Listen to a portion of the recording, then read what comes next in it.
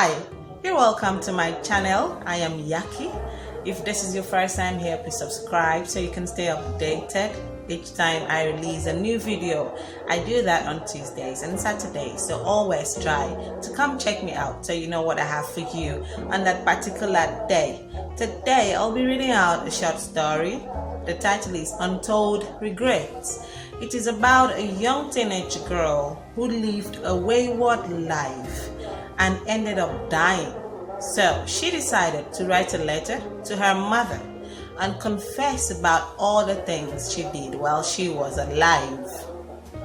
Watch the video till the end, leave me a like, a comment, and remember to share the video. Let's get started. I hope you enjoy. Dear Mama, I wish you could read this letter. Unfortunately, you can't because it is impossible for it to get to you. I'll keep it here with me until we meet again. There and then will I give it to you, as my lips won't be able to speak of the deeds written in it. I'm sure you know what killed me by now. Samantha and I went together for the abortion, but I died and she lived. She came to visit me yesterday, saying that she had changed. I laid in my tomb angry and vividly aware of the fact that it took my death for her to change. You should have heard the spoiled brat ranting about regrets. Regrets? It was she who introduced me to those old rich men. It was she who held my hands and assured me that the abortion would be successful on the grounds that it wasn't her first time.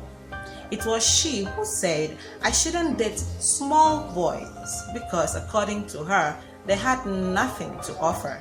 For a minute then, I had wished it was she who died and not I. I know you'll think I'm shifting blames. Yes, I'm not in denial. I'm shifting blames because this guilt is too much for me to bear alone. I feel as though I might die of a heart attack. Well, not literally, because I'm already dead unless I can die again. Mama, I'm so lonely. I don't know anyone here. I want to come home, but I can't. There is someone in charge of this place who makes sure that none of us escape. It is a cage where no one can set us free. I'll be here for life. I'll be here for as long as I'm dead. I'm yet to fully understand the language of the dead, so I hardly talk to anyone. Some families have actually reunited here and they look happy. I often wonder if an unknown, distant relative of mine is here too. Perhaps if I knew any of them, it would make living here a lot easier. It might make living here as a dead person a lot easier. How else am I supposed to put it? The dead have lives too, but it's different from the lives of the living. We walk around like the living, we talk, we laugh, we cry, and we get angry too.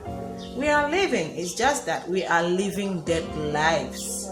Honestly, I don't even know what I'm trying to say. All those times I told you I was going to study, I lied. Samantha, oh Samantha, I'll never forgive you. It was Samantha who misled me. I wish I had listened to your advice. Samantha taught me how to lie right to your face. Samantha said I could use what I had to get what I wanted. Samantha made sure that we both slept our ways to top grades. Mama, it was Samantha, it wasn't me. Remember the bird that sang to you earlier today when you came to visit me? Mama, that was me. Remember that single raindrop that fell on you when you were on your way to church, but it never rained? Mama, that was me. Remember the dry leaf that laid on your window pane? Mama, that was me. Remember the soft breeze that blew your hair? Mama, that was me. I've come to you in numerous forms in attempt to create a connection with you. The attempts have been impossible because there is a huge vacuum that I feel between us. This vacuum is so deep that it tears my heart apart. But Mama, why were those rich men relating sexually with us, even though they knew they were triple times our ages? Why did those teachers allow us to treat ourselves for higher grades? Why did the man who impregnated me say I should flush it out with so much ease as if others had done so for him before I? Mama, why is the system so polluted? I lived a wild lifestyle and I actually enjoyed it. I had never stopped once to ask myself where it would lead me to. I had never stopped once to ask myself if that was the right way to live. I had never stopped once to ask myself how long I would be alive. Death was the last thing on my mind. The narcotics put me in a state of emotion so intense that I was carried beyond rational thought and self-control. All that mattered to me was how extremely high I could get and how many men I had my way with. Mama, it was Samantha, it wasn't me. It was Samantha who said that being high put me in control and would take me to a realm where very few people had attained. It was Samantha who said that I was having my way with men and not the other way around. How couldn't you tell when I lied to you? How couldn't you tell that I wasn't so intelligent to have gotten all those A grades? How couldn't you tell that I had changed from your sweet little girl to a wild thing? How couldn't you tell that I was 1 month pregnant? Mama, should I blame you for having put so much faith in me? Should I blame you for having thought that I was a saint?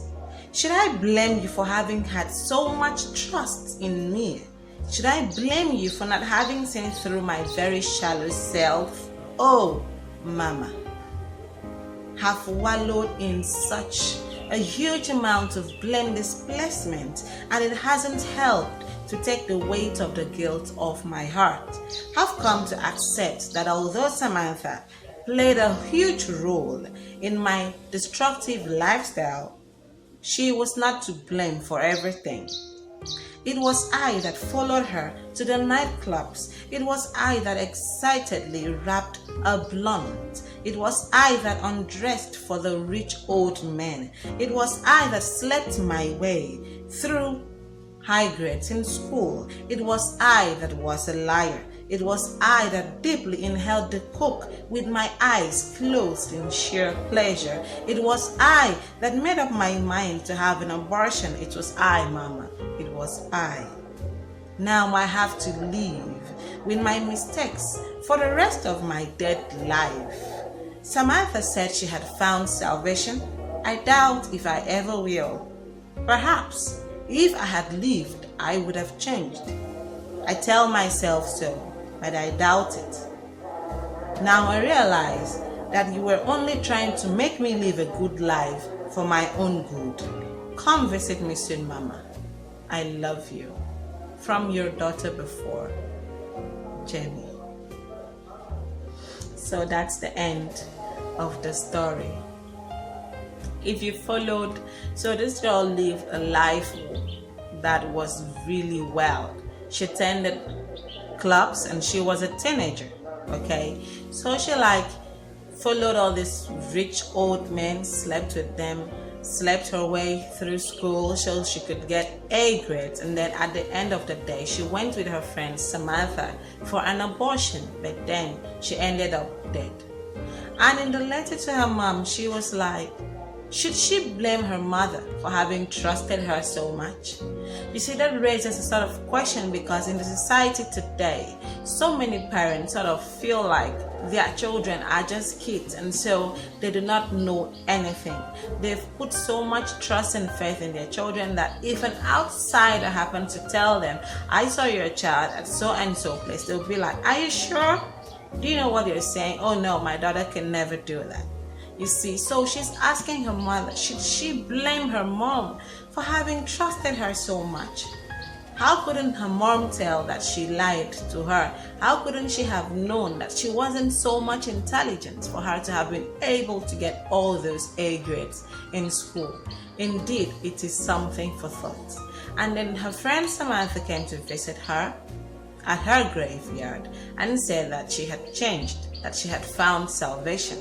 So the girl in the story is very angry because she feels like she should have lived while Samantha should have died. But on the other hand, she asks, maybe if she had lived, she would have changed. But then she's not sure, because maybe if she had lived, she and Samantha would have continued with their ways of life, because she has now realized that it took her own death for Samantha to change. And so maybe if she was still alive, they could have been continuing with their lifestyle, and then who knows where it could have led them to. That's the end for today. Let me know what you think about the story. Is there any moral lesson in it? Would you like to see me read more of these stories out loud? I wrote this story, and please, it is not to be used for commercial purpose. You can use it for entertainment, you can use it for personal purpose, or even an educational project.